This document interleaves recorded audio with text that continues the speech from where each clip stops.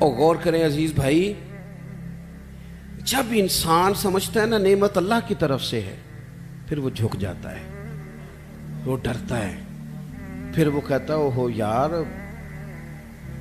وہ فلانا بندہ مجھ سے زیادہ سیانا ہے، اس کے پاس اتنے پیسے نہیں ہیں، مجھے اگر اللہ نے دیے ہیں تو اس کا فضل ہے، مجھے نا کہانیاں نہیں سنانی چاہیے۔ میرے رسول پاک نا اعلیٰ اخلاق کی بات کرتے، اونچی بات کرتے۔ ایک شخص آ گیا حضور سے ملنے، بخاری میں حدیث کی اصل موجود ہے۔ عرب کے لوگ چونکہ اپنے غلاموں پر روب بڑا ڈال کے رکھتے تھے، پریشرائز کر کے رکھتے تھے۔ یہ طریقہ ہوتا تھا کہ وہ آواز نہ نکالے۔ مثلا غلام نے اگر جانور چھاؤں میں نہیں باندھا، دھوپ میں ہے تو مار پڑ جاتی تھی، کیوں نہیں باندھا؟ اور اگر اس نے کبھی باندھ دیا نا تو پھر بھی مارتے تھے، کہتے تھے تو اتنا سیانا ہو گیا، تو نے پوچھا ہی نہیں، مرضی کر دی تو نے۔ ایک مزاج ہوتا ہے پریشرائز کرنا، پریشان کرنا۔ اور آج بھی میں نے یہ انداز دیکھا ہے، پر غریبوں کے لیے، غریبوں کے لیے، امیروں کے لیے نہیں ہے۔ یعنی وہ چلو وزیر تو ایک طرف رہ گئے، پیروں کا بڑا برا حال ہے، اللہ ماشاء اللہ۔ وہ بھی مرید تگڑا ہو تو رنگ اور ہے، بندہ ماڑا ہو تو انداز اور ہے، یہ ٹھیک نہیں۔ اقبال کہتے ہیں خدا بندہ یہ تیرے سادہ دل بندے کدھر جائے، خدا بندہ یہ تیرے سادہ دل بندے کدھر جائے۔ درویشی بھی عیاری ہے، شہنشاہی بھی عیاری، سارے عیار مکار ہو گئے۔ میرے عزیز نبی کریم صلی اللہ تعالی علیہ وسلم کی خدمت میں وہ شخص آیا اور اس نے آ کر کے نا حضور سے سلام لیا، تو اس نے صحابہ کو بھی نبی پاک کا ادب کرتے دیکھا، پر وہ سمجھ نہیں نہ سکا کہ یہ ادب ہے۔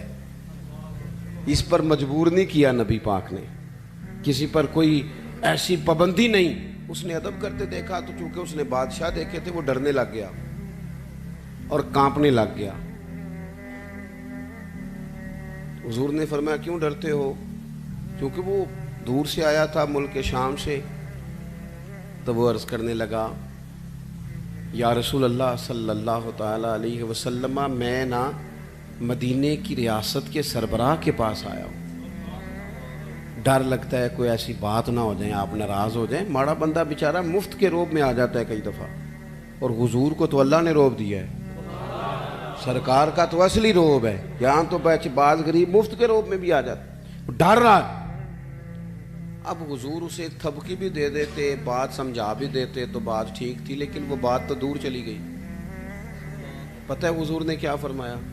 فرمایا سن بھائی، تو کسی ریاست کے سربراہ کے پاس نہیں آیا، تو اس بیٹے کے پاس آیا ہے جس کی ماں گوشت کے خشک ٹکڑے کھا کے بھی گزارا کر لیتے، تو غریب ماں کا بیٹا ہوں، غریب ماں کا۔ حضور نے بتلایا کہ کسی اخلاق یہ ہے کہ کسی شخص کو آپ کسی پریشر میں نہ ڈالیں، اسے پریشان نہ کریں، آپ کا وجود، آپ کی طبیعت کسی کے لیے بوجھ کا باعث نہ بنے۔ میں نے اپنی زندگی میں ایک ارادہ کیا ہوا ہے، اس کے لیے مجھے نیند بھی کم کرنی پڑتی ہے۔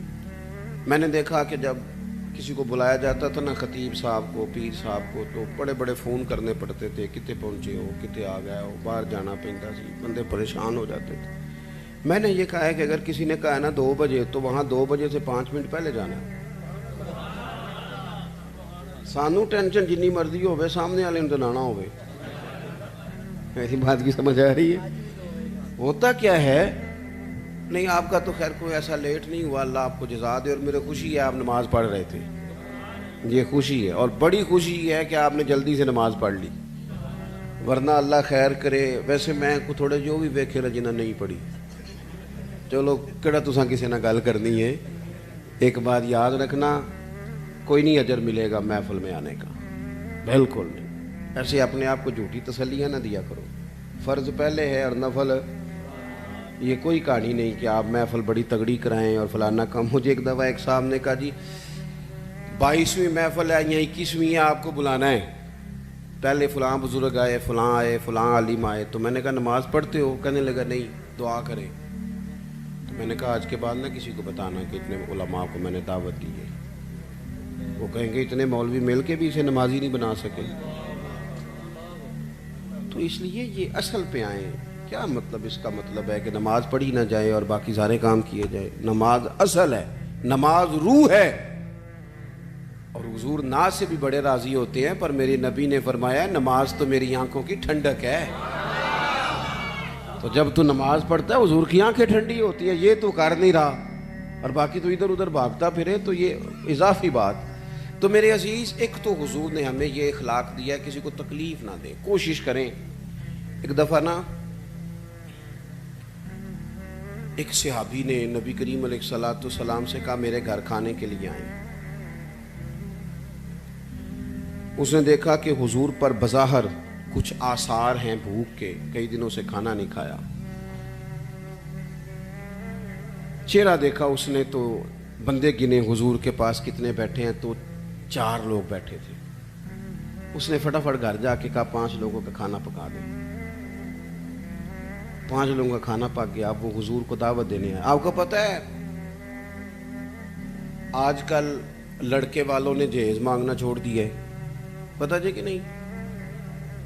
میں تمہیں خبر دے رہا ہوں, یاد رکھیا جی. وہ کہندے نے اسی جہیز نہیں لینا, بس تسی 600 منڈے جی بچے بندے دی روٹی پکا چھڑنی.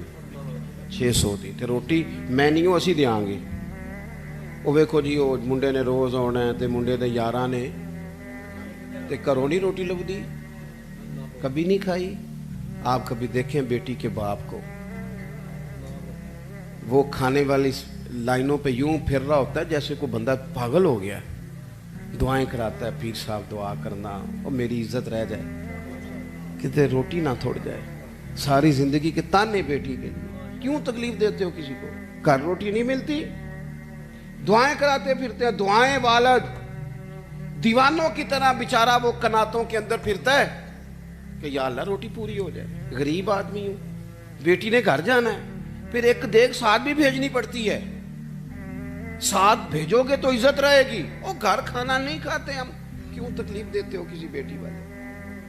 کیوں ہم پریشان کرتے ہیں؟ کیوں اس طرح کی آزمائشوں میں ڈالتے ہیں جس سے سامنے والا بیچارہ آزمائش میں آ جائے؟ حضرت ابو شعیب رضی اللہ تعالیٰ عنہ حضور کے ساتھ 4 لوگوں کو گن کے گئے, کھانا گھر میں پکوا کے واپس آ کے عرض کی حضور روٹی پک گئی آ جائیں. جب وہ واپس آئے تو ایک صحابی اور آ گئے تھے زیارت کے لیے, وہ بھی اٹھ کے ساتھ چل دیے. پتہ ہے حضور نے فرمایا, نبی پاک مالک ہے ہماری جانوں کے, حضور مالک ہے, مالک. حضور کے لیے تن من دھن ہر شے قربان تھی غلاموں کی. حضور 5 کیا 100 بندہ لے جائیں تو بسم اللہ کریں صحابہ. لیکن نبی کریم نے اصول دیا, اخلاقی عالیہ کی بلندی سکھائی. اس صحابی کے گھر کے دروازے کے قریب جا کے حضور نے فرمایا بھئی 5 بندوں کا تم نے کھانا پکایا تھا, یہ جو شخص آئے ہیں یہ اپنی مرضی سے آئے ہیں, میں نے دعوت نہیں دی, اگر تم اجازت دو تو یہ اندر آئیں گے ورنہ یہ واپس جائیں گے. تم اگر اجازت دو. کسی کو تکلیف دی جا سکتی؟ ہمارا حال یہ ہے کہ ہمیں خبر کا پتہ بھی نہیں ہوتا کہ فلانے نے یہ کیا ہے کہ نہیں کیا, لیکن الزام گھر بیٹھے بیٹھے الزام لگا دیتے. گھر بیٹھے, میں ایک جگہ پہ بیٹھا تھا, وہ کہنے لگے جی ایڈی چھیتی پیسے کمائے نہیں جا سکتے, کوئی رولا ہے وے. اور میں نے کہا کیا آپ, رب تو فرماتا ہے وَيَرْزُقْهُ مِنْ حَيْثُ لَا يَحْتَسِبُ, میں وہاں سے دے دیتا ہوں کہ بندے کا گمان بھی نہیں ہوتا.